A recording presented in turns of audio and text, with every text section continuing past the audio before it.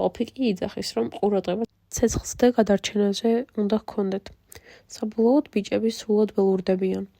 ღამე რალფი და როჯერი წავიდნენ ურჩხულის მოსაკლავად, მაგრამ სიბრმილეში მკვდარი პარაშუტისტი ურჩხულში აერიათ და უკან გაიქცნენ.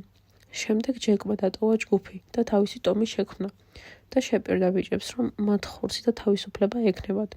შემდეგ საიმონმა აღმოაჩინა, რომ ურჩხული მკვდარი პარაშუტისტია. მას სხვების ინფორმირება უნდოდა, მაგრამ ბიჭებს საიმონი ურჩხულში აერიათ და შემთხვევით მოკლეს. რალფი და ღუტა შოკირებულები იყვნენ საიმონის სიკვდილით, ხოლო ჯეკის ტომი კიდევ უფრო ველურდებოდა. ღამე ჯეკის ტომმა თავს დაესხა რალფის ჯგუფს და ღუტას სათვალე მოპარა. დილით რალფმა და ღუტამ მათთან წავიდნენ სათვალის დასაბრუნებლად, მაგრამ როჯერმა ღუტაზე უზარმაზარი ლოდი ჩამოაგდო და მოკლა. ასე დაიმსხვრა ასევე ნიჟარა, წესრიგის ბოლო სიმბოლო. შემდეგ ჯეკმა რალფს ნადირობა გამოაცხადა და მისი დაჭერისთვის ტყეს ცეცხლი წაუკიდა. რალფი სიკვდილის პირას იყო, მაგრამ ოფიცრის წინ დაეცა, რომელიც ცეცხლის გამო მოვიდა. საბოლოოდ კი ყველა ტირელს იწყებს ამ მოვლენების გამო. აი ასეთი სიუჟეტი აქვს წიგნს ბუზთა ბატონი. ბუზთა ბატონში ასევე ძალიან ბევრი სიმბოლო გამოჩნდა და ახლა გაავანალიზებთ მაგ სიმბოლოებს და მათ მნიშვნელობებს. ნაწარმოების უპირველესი სიმბოლოა ნიჟარა, რომელიც პირველივე თავში იყო გამოჩენილი. ღუტამ და რალფმა იპოვეს ნიჟარა და გამოიყენეს იმისთვის, რომ დანარჩენი ბიჭებიც შეეკრიბათ.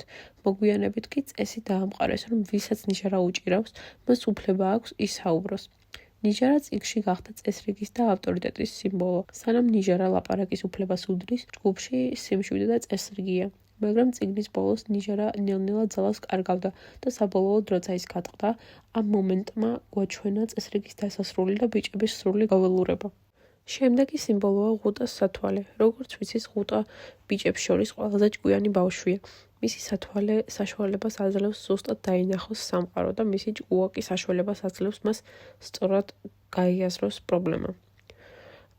მაგრამ ასევე ღუტას სათვალე გახდა ცეცხლის დანთების იარაღი. როცა ღუტა ფიქრობს, ის იხსნის სათვალეს და წმინდავს, რაც გვაჩვენებს, რომ მისი აზრი ბოლომდე ჩამოყალიბებული არ არის. მოკლედ რომ ვთქვათ, ღუტას სათვალე ჭკუის და ლოგიკის სიმბოლოა. სათვალის ერთი შუშის გატყდომა გვაჩვენებს, რომ ჭკუის და ლოგიკის ძალა სუსტდება. როცა ჯეკმა სათვალე მოიპარა, ამან მას ცეცხლის უპირატესობა მისცა. კიდევ ერთი სიმბოლოა ცეცხლი. ცეცხლი იმედის და გადარჩენის სიმბოლოა. როცა ბიჭებმა ცეცხლი დაანთეს, მათ ცივილიზაციაში დაბრუნების იმედი გაუჩნდა. გადარჩენის იმედის შენარჩუნებისთვის რალფმა დააყენა ჯეკის სადარაჯებლად, მაგრამ ჯეკმა სანადიროდ წავიდა. გემმა გაიარა და ზუსტად მაგ დროს ცეცხლი ჩაქრა და ბიჭების გადარჩენის შანსიც გაქრა. შემდეგი სიმბოლოა ურჩხული. ის პირველად გამოჩნდა, როცა პატარა ბიჭმა თქვა, რომ რაღაც არსება ნახა. ყველა შეეშინდა და შიში შემდეგში დიდებშიც გავრცელდა. ურჩხული გვაჩვენებს ყველა ადამიანში გაუკონტროლებულ შიშს. რადგან დროთა განმავლობაში ყველა ბიჭმა დაიჯერა, რომ ურჩხული რეალურია, ეს გვაჩვენებს, რომ შიშს მტკიცებულება არ სჭირდება. როდესაც საიმონმა გაიგო, რომ ურჩხული მკვდარი პარაშუტისტია, მას სხვების ინფორმირება უნდოდა, მაგრამ ის ურჩხულში შეეშალათ და მოკლეს. ამ მომენტმა გვაჩვენა, თუ როგორ აბრმავებს ადამიანს შიში. შემდეგი სიმბოლოა ტანსაცმელი. წიგნში ტანსაცმელი აჩვენებს, რომ ბიჭები ცივილიზებული საზოგადოებიდან არიან.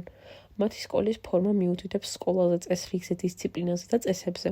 სიუჟეტის განვითარებისას ბიჭები ტანსაცმლის გარეშე იწყებენ სიარულს, რაც გვაჩვენებს მათ ცივილიზაციისგან ჩამოშორებას. საბოლოოდ ტანსაცმელი ცივილიზაციის სიმბოლოა. შემდეგი სიმბოლოა მოხატული სახეები, რაც მორალის დაკარგვის სიმბოლოა. როცა ჯეკმა შეიღება სახე, მან იგრძნო წესებისგან და პასუხისმგებლობისგან თავისუფლება. მოხატულმა სახეებმა ჯეკის ტომს აჩვენა, რომ ისინი აღარ არიან საკუთარი თავები და თუ უნდათ შეუძლიათ ბოროტად მოიქცნენ. ეს გვაჩვენებს, თუ როგორი ადვილია ადამიანისთვის რაიმეს უკან დამალვა და მორალის იგნორირება. და ბოლო ყველაზე მნიშვნელოვანი სიმბოლოა ბუზთა ბატონი, ღორის თავი. ის ბოროტების და ველურობის სიმბოლოა. როცა ბუზები იკრიბებიან, მისი ირგვლივ თავი საშიში ხდება, მაგრამ ბიჭები მაინც გაფრთხილებით ექცევიან მას. როცა თავი ესაუბრება საიმონს, ის ეუბნება, რომ ურჩხულს ვერ მოკლავენ, რადგან ის ყველას გულში ცხოვრობს. ეს გვაჩვენებს, რომ ველურობა და ბოროტება ადამიანების ბუნების ნაწილია. სახელწოდება ბუსტა ბატონი ასევე ბელზებაბის ეშმაკის კიდევ ერთი სახელი არის, რაც ადამიანში ბოროტების თემას აძლიერებს. ამ პოდკასტში ჩვენ ვილაპარაკეთ უილიამ გოლდინგზე, ბუსტა ბატონის შინაარსზე და განვიხილეთ სიმბოლოები ბუსტა ბატონში. მადლობა ყურადღებისთვის და ნახვამდის.